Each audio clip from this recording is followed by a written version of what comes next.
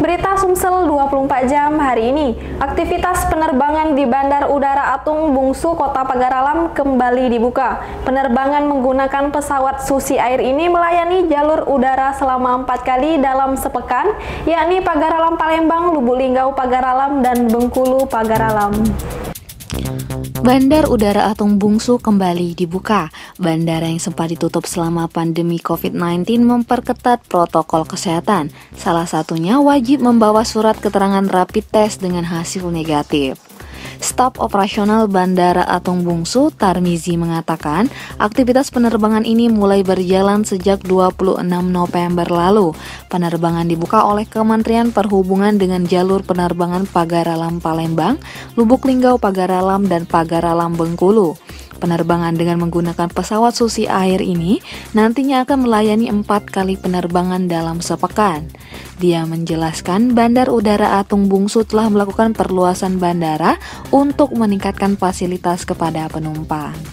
Untuk aktivitas di bandara saat ini yaitu mulai tanggal 20 November kita membuka rute penerbangan perintis dengan rute Bengkulu, Pagar Alam Palembang, PP itu 2 kali sehari.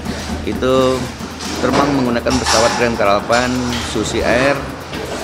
Ini penerbangan perintis itu untuk mengakomodir kebutuhan masyarakat Pagar Alam dan kota sekitarnya dalam rangka mempermudah konektivitas ke daerah sekitarnya.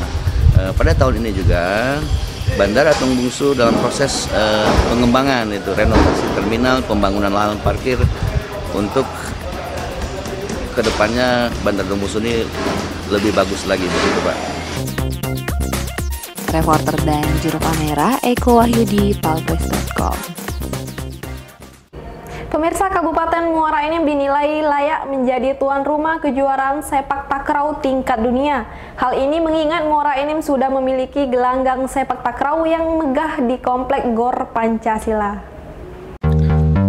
Gubernur Sumatera Selatan Haji Herman Deru meresmikan gelanggang olahraga sepak takraw yang ada di Kompleks Gor Pancasila, Kota Muara Enim kemarin.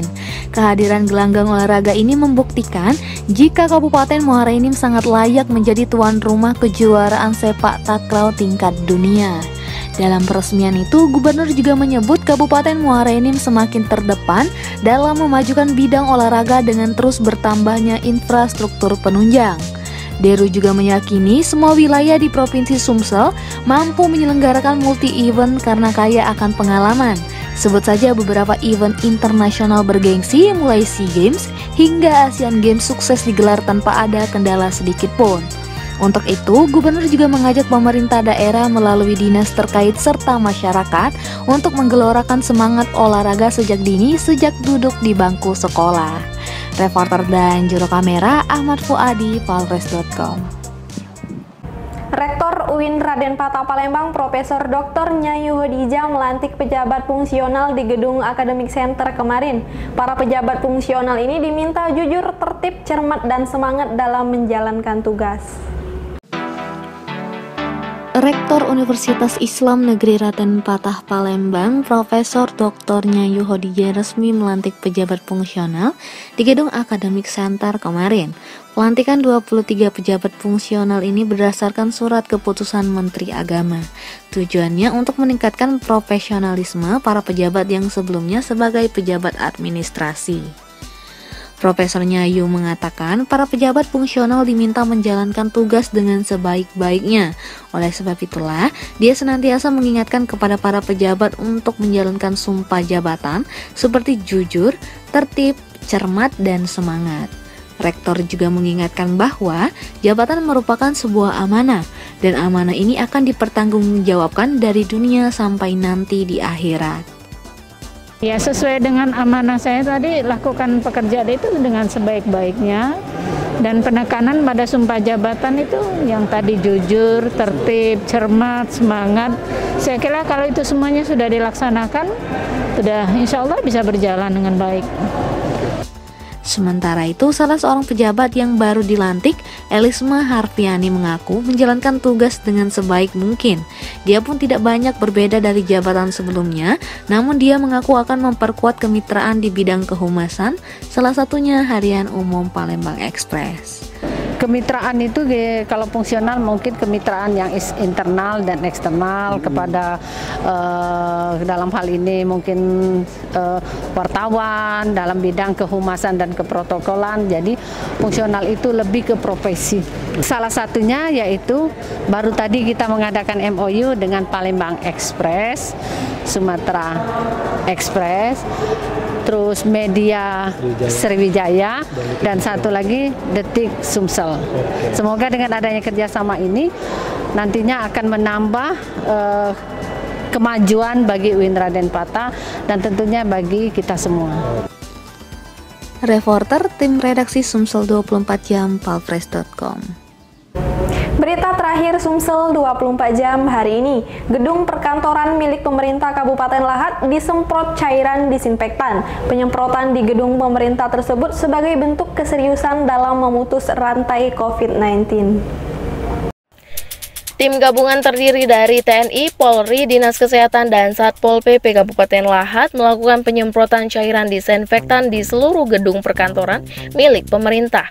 Penyemprotan dilakukan sebagai upaya memutus rantai penyebaran COVID-19.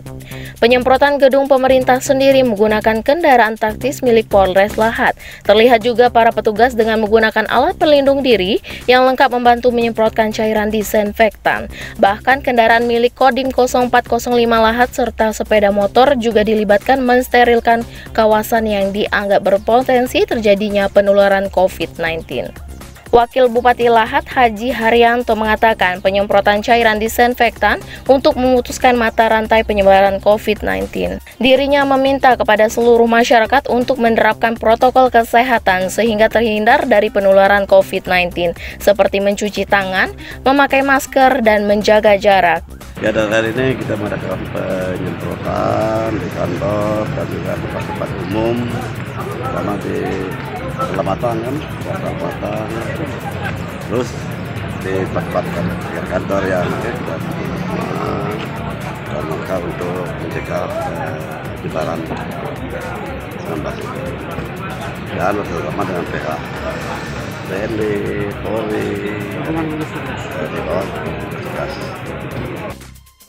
Sementara itu, pelaksanaan harian Kepala Dinas Kesehatan Lahat, Taufik M. Putra, menerangkan penyemprotan ini mengambil titik perkantoran dan fasilitas umum.